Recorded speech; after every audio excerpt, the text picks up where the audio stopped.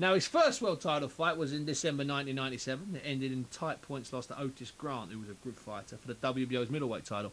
Fast forward 14 years, and Ryan Rhodes has another world title fight, this time against the unbeaten and hyped Saul Alvarez, El Canelo, for the WBC's light middleweight title in Guadalajara in Mexico on June the 18th. It's been a long, long journey by the Sheffield fighter, who started so long ago that he was dubbed Spice Boy as a compliment to the Spice Girls when he first turned professional back in 1995. Wowee. It's always a pleasure to welcome back one of British boxing's most remarkable and resilient fighters, and a very old friend of mine, Ryan Rhodes. Good evening, Ryan. Steve, how are you? I'm fantastic. So the fight's made, you're all set, it's the fight you wanted, you've got to travel for it. Does that bother you? It makes no difference, Steve. I've got my world title fight. It's what I've been praying and hoping for the last how many years? Since I've been back down to light middleweight. I wanted to get a light middleweight world title fight. I would have been absolutely gutted if it hadn't have worked out for me, but it's worked out, and I'm training my backside off, Steve. Ryan, I mean, how many times, honestly, hand on heart, did you think about quitting during that dreadful sort of 5 or 6, not dreadful, but that 5 or 6 years, you know, sort of 8 or 9 years period. Ago? I call it the quiet period. The quiet period. To be fair, Steve, I never thought of packing in. I just hung in there, and I did have my breaks. I had probably the longest time I had off away from the game was probably about 13 months, I think it was. Yeah, it was, yeah. But I knew I was going to come back, and I knew I was going to come back and do something.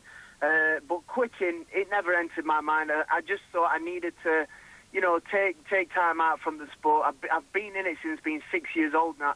From being 6 years old, baby. I'm 34 minute now, Steve. Yeah. So it's a long time. It's a long time. I mean, you had about 11 years off. Oh, no, not 11 years off. You had about 11-year gap between winning the British light middleweight title. I mean, that's what I find amazing. I mean, you won it for the first time when, let me just look this up, in 1996. Great night in Sheffield against local rival Paul Jones. And then you won it again in 2008 at York Hall. I was there both those nights. You were, I mean, just such a long journey. It was very memorable nights, weren't they? They were great fantastic nights. And it's like I said, I never give up. I always had faith in myself. Everybody around me always said, Ryan, you can do this. You've got the potential. You just got to get your chance, and you got to grab it with both hands.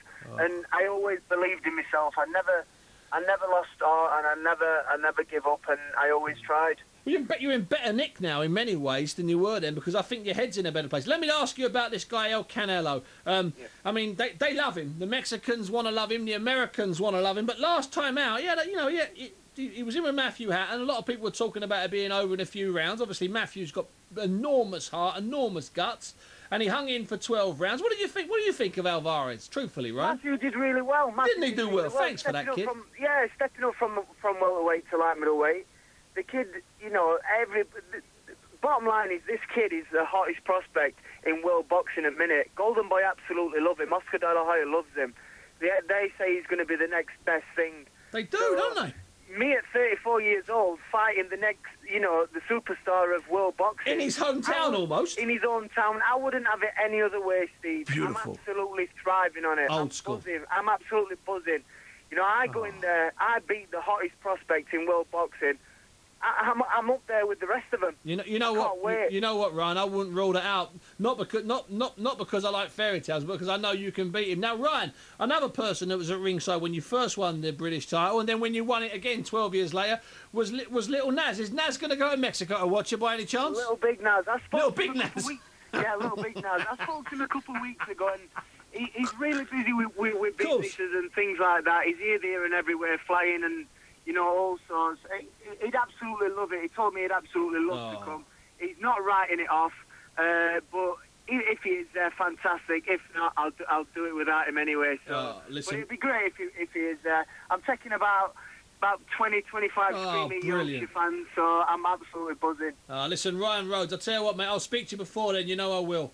And I'm looking at ways to get there and packages myself, and I really am, because I've known you too long. Listen, Ryan, it's been fantastic. In worst ways, I'll speak to you on the Thursday before the fight. No problem. Listen, Ryan Rhodes there. Thanks very much, Ryan Rhodes. Thank you, mate. Thank you. No, my pleasure. Won the British title for the first time back in 1996. He was the youngest ever winner of the title back then, and then he won the Lonsdale belt in record time. And here we are, all these years later, 15 years later, he's going out for a monstrous, what looks on paper impossible. But you know what? Don't ever rule Ryan Rhodes out. Now, he's not